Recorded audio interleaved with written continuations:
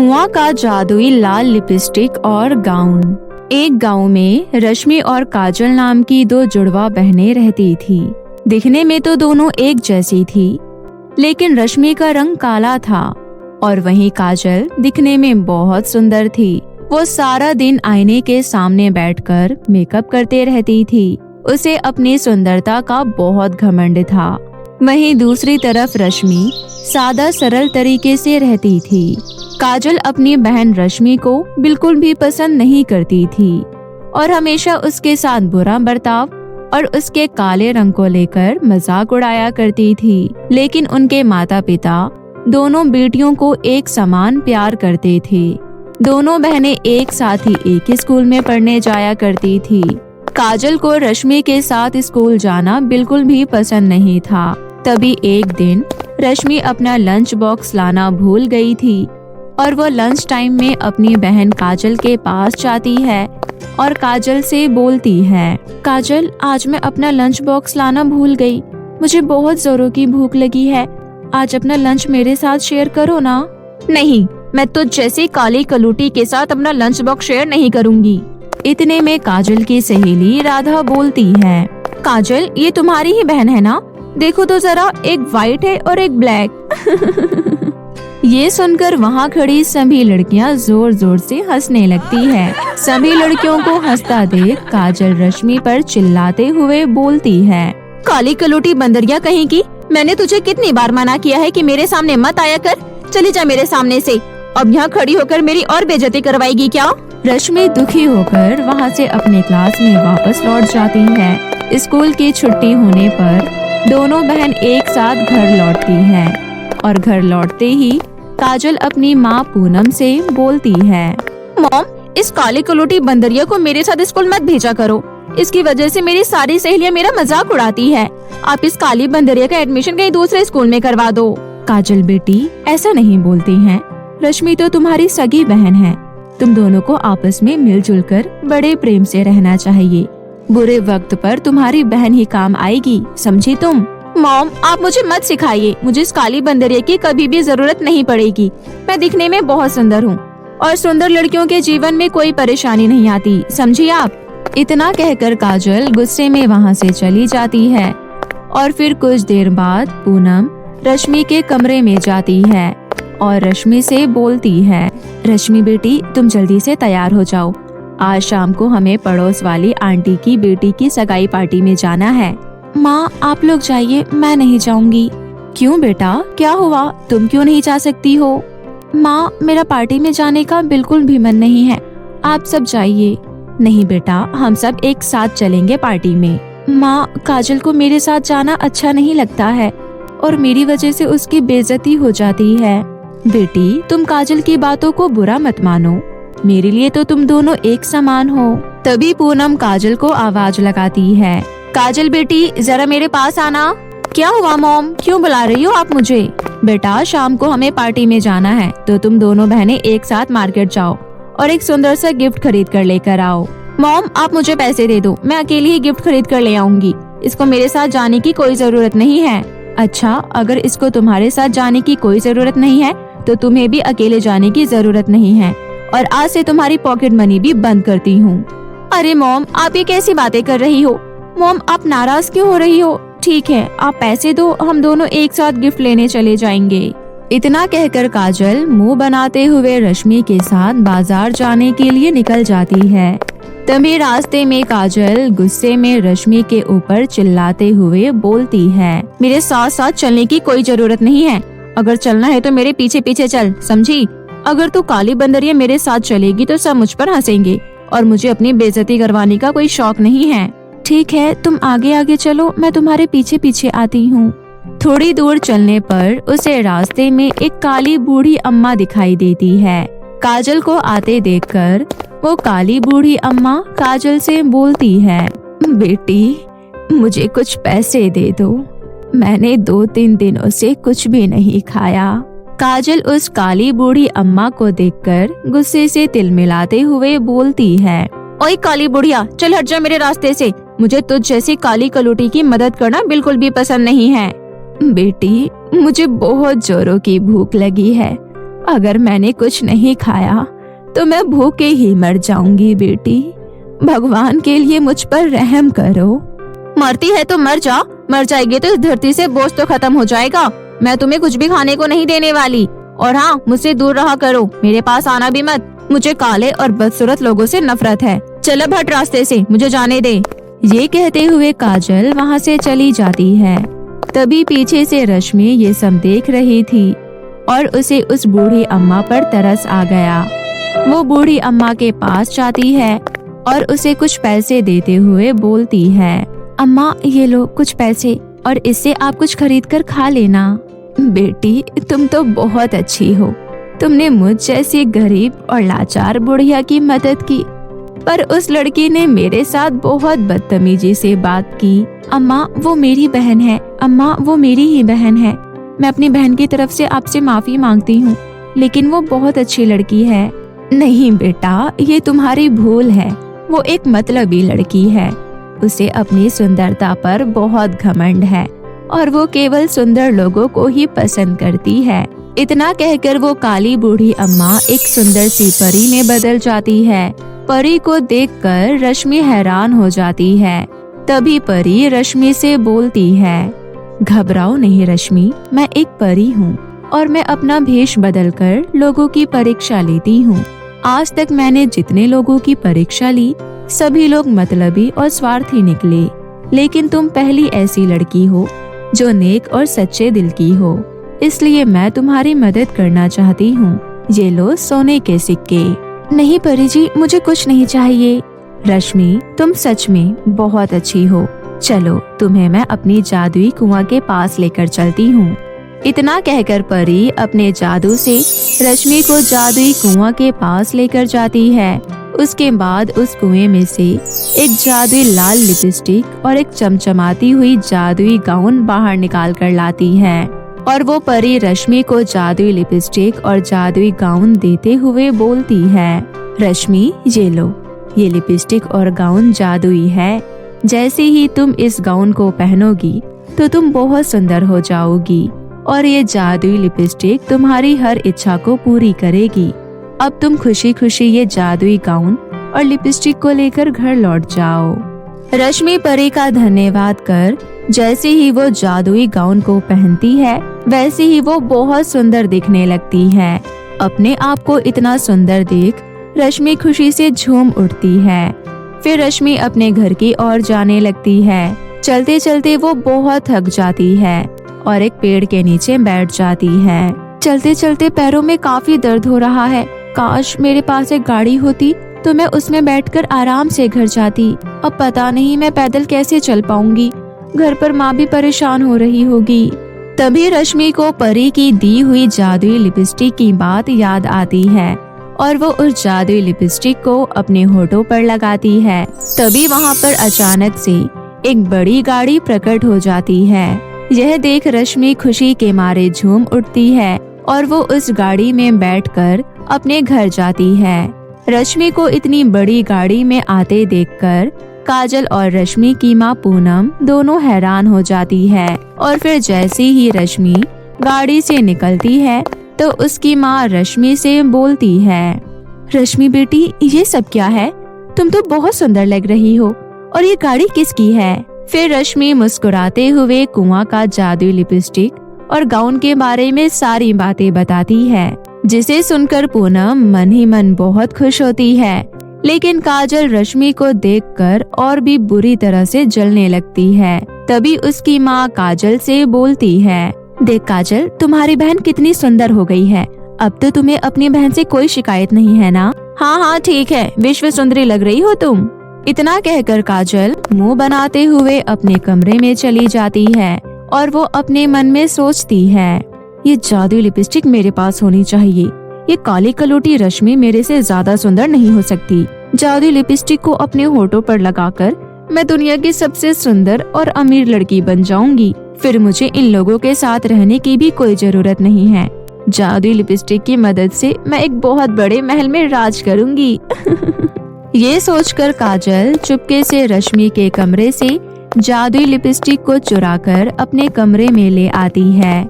अब जल्दी से मैं इस जादुई लिपस्टिक को अपने होठों पर लगा लेती हूँ, फिर मैं दुनिया की सबसे खूबसूरत लड़की बन जाऊंगी। ये कहते हुए काजल ने जैसे ही जादुई लिपस्टिक को अपने होठों पर लगाया, वैसे ही वो बहुत बदसूरत काली कलूटी बुढ़िया जैसी दिखने लगती है।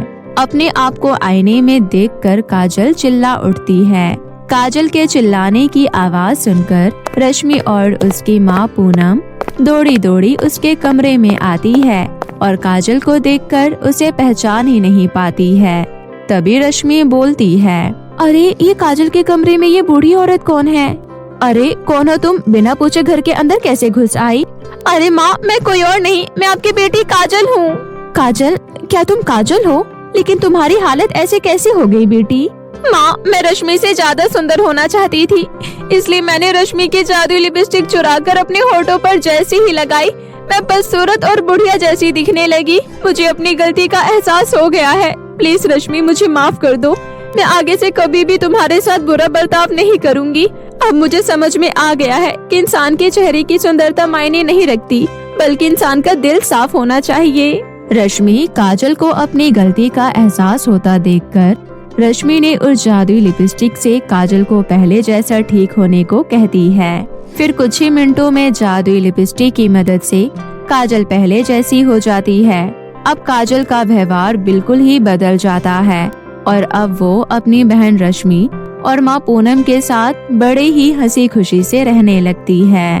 अनोखा फ्रॉक और कंगन का जादू।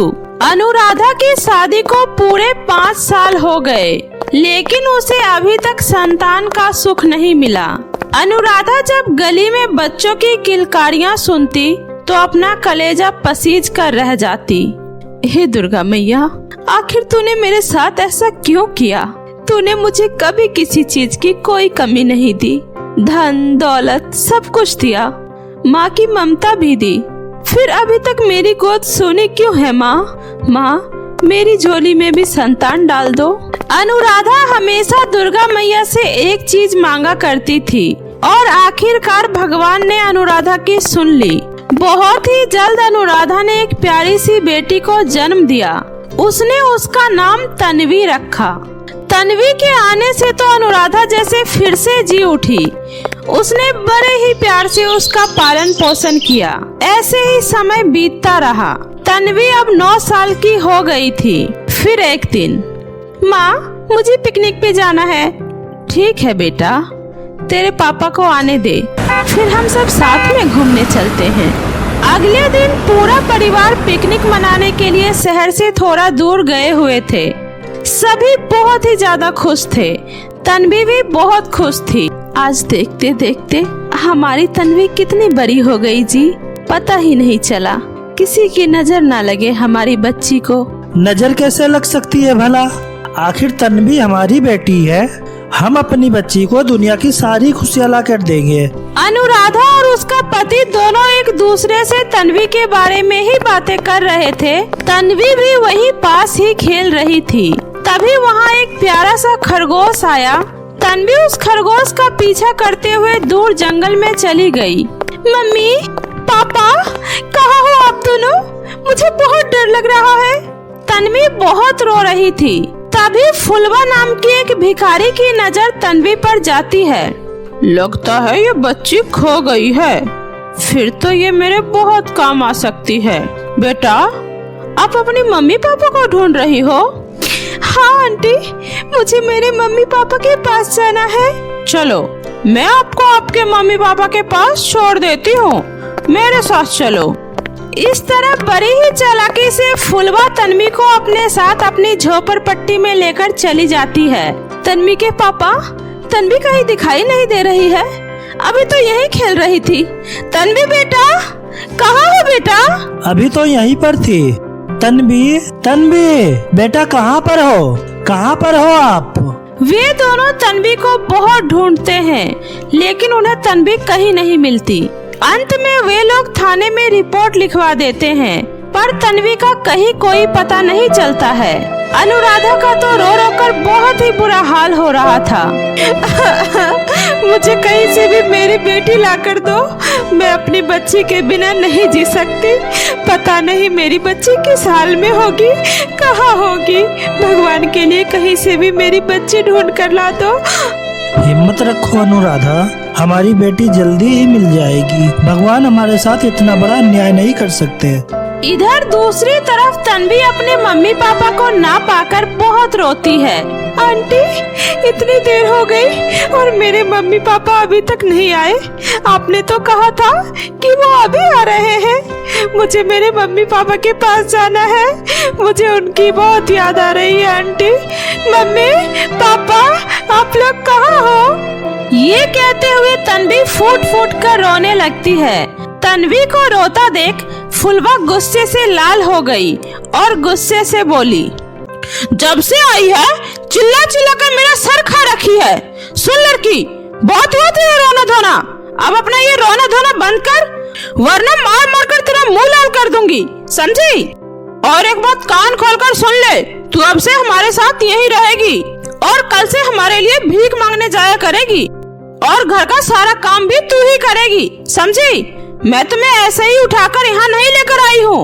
अब उठ और जाकर काम कर। ऐसे ही कई साल बीत गए। तन्वी अब बड़ी हो चुकी थी। उसके पास अपनी माँ की सिर्फ एकमात्र निशानी कंगन थी, जिसे वो हमेशा अपने पास रखती थी। तन्वी को मजबूरी में फुलवा का अत्याचार सहना पड़ रहा था, क्योंकि अगर तन्वी फुलवा का कहना नहीं मानती तो फुलवा उसे बहुत मारती थी। इतना सब कुछ करने के बावजूद भी फुलवा को तन्वी पर जरा भी दया नहीं आती थी। ऐसे ही एक दिन, क्यों रे तन्वी की बच्ची, आज भीख मांगकर इतने कम पैसे क्यों लाई है? लगता है आजकल काम करने में तेरा बिल्कुल भी मन नहीं लग रहा। नहीं नहीं आंटी, ऐसा बिल्कुल भी नहीं है, बल्कि कल के मुकाबले तो आज मुझे भीख में ज्यादा पैसे मिले हैं। मुझसे ज्यादा जुबान मत लगा, समझी? वरना मार मार कर तेरा वो हाल करूंगी कि तू अपने आप को पहचान भी नहीं पाएगी। अब मेरी बात को कान खोलकर सुन, अगर कल से तू भीख में ज्यादा पैसे मांग कर नहीं लाई तो मैं तुम्हारी अच्छे से मरम्मत करूंगी। अब जा और जल्दी से मेरे लिए खाना बना कर ला, बहुत जोरों की भूख लगी है मुझे। तन्वी दुखी मन से रसोई में जाकर खाना बनाने लगी। खाना बन जाने के बाद थकी हारी तन्वी दुष्ट फुलवा को खाना देती है, फिर बचा हुआ खाना खुद खाकर जमीन पर ही लेट जाती है। अगली सुबह फिर से तन्वी रोज की तरह ही सड़क किनारे भीख मांगने जा पहुंची और रोते हुए लोगों से कहने लगी, भगवान के नाम पर कुछ दे दो, मैंने कल रात से कुछ नहीं खाया है, मुझ गरीब पर रहम खाओ। बाबूजी, मुझे कुछ पैसे दे दो, भगवान आपका भला करेगा। ये कहते हुए तन्वी लोगों से भीख मांगने लगी। शाम होते होते तन्वी के पास बहुत सारे पैसे इकट्ठे हो गए। उसके बाद वो उन सारे पैसों को लेकर घर लौट आई और उसके बाद उन सारे पैसों को फुलवा को देते हुए बोली, आंटी, आज तो आप खुश हो ना? आज मैं ज्यादा पैसे मांग कर लाई हूँ। हाँ, 2 पैसे ज्यादा लेकर क्या आ गई? तो इसका मतलब ये नहीं कि मैं तेरी आरती उतारूंगी। अब चल जा, घर में पानी की एक बूंद भी नहीं है, झरने से पीने का पानी भर कर ले आ। और सुन, जल्दी आना, अगर जरा भी देरी हुई फिर तो तुझे पता है ना मैं तेरे साथ क्या क्या कर सकती हूँ। तन्वी दुखी मन से मटका लेकर झरने पर पानी भरने चली गई। तन्वी जब झरने से पानी भरकर वापस घर आ रही थी कि तभी अचानक एक पत्थर से टकराकर तन्वी गिर गई और उसके सर पर रखा पानी का मटका जमीन पर गिरकर टूट गया। हे भगवान, मटका तो टूट गया, अब मैं क्या करूं? आंटी तो अब मुझे बहुत मारेगी, मैं क्या करूं? ये कहते हुए तन्वी रोने लगी। तभी वहाँ से एक परी गुजर रही थी। तन्वी को रोता देखकर परी को उस पर दया आ जाती है और वो उसके पास जाकर उससे रोने का कारण पूछती है। क्या हुआ बेटा, तुम रो क्यों रही हो? क्या बात है? अब क्या बताऊं परी जी, मेरे पानी का मटका टूट गया, अब मैं पानी लेकर घर कैसे जाऊंगी? बस इतनी सी बात के लिए तुम रो रही हो? आपको नहीं पता, ये छोटी सी बात नहीं है। अगर मैं पानी लेकर समय से घर नहीं गई तो आंटी मुझे बहुत मारेगी, और तो और वो मुझे खाना भी नहीं देगी। क्या मामूली सा मटका है तो टूटा है, वो तुम्हें इतनी सी बात के लिए भला क्यों मारेगी? क्योंकि मैं उनकी कोई नहीं लगती। मेरे माता पिता के खो जाने के बाद मैं उन्हीं के साथ रह रही हूँ।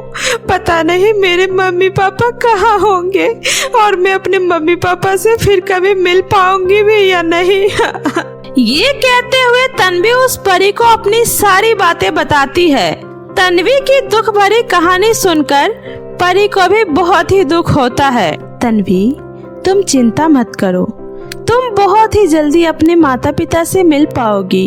इतना बोलकर उस परी ने हवा में अपनी जादुई छड़ी घुमाई और चमचमाता हुआ फ्रॉक प्रकट करते हुए बोली, तन्वी ये लो, ये एक जादुई फ्रॉक है। ये जादुई फ्रॉक तुम्हारी उस दुष्ट आंटी को ऐसा सबक सिखाएगी कि वो भविष्य में तुम जैसी किसी और मासूम के साथ ऐसा करने की सोचेगी भी नहीं। इतना ही नहीं, ये फ्रॉक तुम्हें अपने माता पिता से भी मिलवा देगा, जो तुम्हारा वर्षों से इंतजार कर रहे हैं। अब तुम जल्दी से इस फ्रॉक को पहन लो और अपने घर जाओ, फिर बस तुम इस फ्रॉक के जादू को देखना। इतना बोलकर वो परी वहाँ से गायब हो जाती है और तन्वी खुशी खुशी उस जादुई फ्रॉक को पहनकर घर लौट आती है। तन्वी को इतना सुंदर फ्रॉक में घर आता देख फुलवा गुस्से से बोलती है, क्यों रे कलमुही, तुम्हारे पास इतने सुंदर फ्रॉक कहाँ से आया? वैसे तू तो पानी भरने गई थी ना, पानी का मटका कहाँ है? आंटी, वो रास्ते में पानी का मटका टूट गया तो पानी किस में भरकर लाती, इसलिए वापस आ गई। क्या कहा तूने? मटका टूट गया? अरे तेरे बाप ने मटका लाकर दिया था जो मटका तोड़कर आ गई। मुझे सब पता है, तूने जानबूझकर मटका तोड़ा है ना। ठहर जा, मैं अभी तेरे अक्ल को ठिकाने लगाती हूँ। ये कहते हुए फुलवा ने कोने में रखा मोटा सा डंडा उठा लिया और जैसे ही वो तन्वी को मारने के लिए आगे बढ़ी, वो डंडा फूलों की माला में बदल गया। ये देखकर फुलवा घबराते हुए बोली, लगता है ये नास पीटे कहीं से जादू टोना सीख कर आई है, पर कोई बात नहीं, मैं तुझसे डरने वाली नहीं हूँ, तुझे तो मैं कल देखूंगी। ये कहते हुए फुलवा वहाँ से चली गई और अगली सुबह चिल्लाते हुए बोली, अरे ओ महारानी, कहाँ मर गई? सुबह हो गई है और महारानी अभी तक चद्दर ताने सो रही है। जल्दी उठ और फटाफट से घर का काम खत्म कर, उसके बाद तुझे भीख मांगने भी जाना है। आंटी, आज मेरी तबीयत कुछ ठीक नहीं लग रही, मैं आज नहीं जा पाऊंगी। लगता है आजकल कुछ ज्यादा ही चर्बी चढ़ गई है तुझे, तू ऐसे नहीं मानेगी, तेरी अच्छे से मरम्मत करनी पड़ेगी। ये कहते हुए फुलवा जैसे ही तन्वी को मारने के लिए आगे बढ़ी, तभी जादुई फ्रॉक ने अपने जादू से फुलवा को हवा में उछालकर दूर फेंक दिया और जादुई फ्रॉक में से आवाज आई, तन्वी को हाथ लगाने की गलती भी मत करना, वरना तुम्हारे साथ इससे भी बुरा होगा। समझे दुष्ट औरत, तुमने तन्वी पर बहुत अत्याचार कर लिया, अब और नहीं। अब तो यहाँ खड़ी क्या कर रही है? क्या तुम्हें दिखाई नहीं दे रहा? तन्वी की तबीयत ठीक नहीं है, जाओ और जल्दी से तन्वी के लिए नाश्ता बनाकर लाओ। फुलवा डर से बिना कुछ बोले तन्वी के लिए नाश्ता बनाने रसोई में गई और उसने तन्वी के लिए गर्मा गर्म नाश्ता बनाया। इस तरह जादुई फ्रॉक ने अपने जादू से फुलवा को अच्छा सबक सिखाया, लेकिन तन्वी अभी भी उदास थी। तन्वी को उदास देखकर जादुई फ्रॉक तन्वी से बोली, क्या बात है तन्वी, तुम इतनी उदास क्यों हो? मैं इतनी उदास इसलिए हूँ क्योंकि मुझे मेरे मम्मी पापा की बहुत याद आ रही है, मैं उनके पास जाना चाहती हूँ। तन्वी, तुम्हें याद है परी ने तुमसे क्या कहा था कि तुम एक दिन अपने मम्मी पापा से जरूर मिलोगी? आज वो दिन आ गया है, अब चलो जल्दी से तैयार होकर मुझे पहन लो और फिर अपनी आंखें बंद करो। तन्वी जैसे ही जादुई फ्रॉक पहनकर अपनी आंखें बंद करती है तभी वो अपने घर में पहुंच जाती है, जहां दीवारों पर तन्वी के बचपन की तस्वीरें लगी थी और उसकी माँ तस्वीर के पास बैठकर रो रही थी।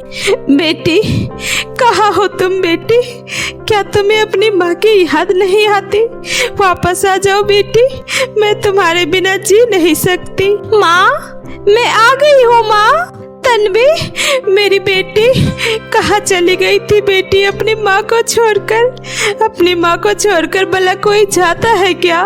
और फिर दोनों माँ बेटी एक दूसरे से लिपटकर खूब रोते हैं और फिर तन्वी अपने माँ और पिताजी से अपने साथ हुई सारी घटना के बारे में बताती है कि कैसे फुलवा नाम की भिखारन ने उसे अगवा कर उससे भीख मंगवाया।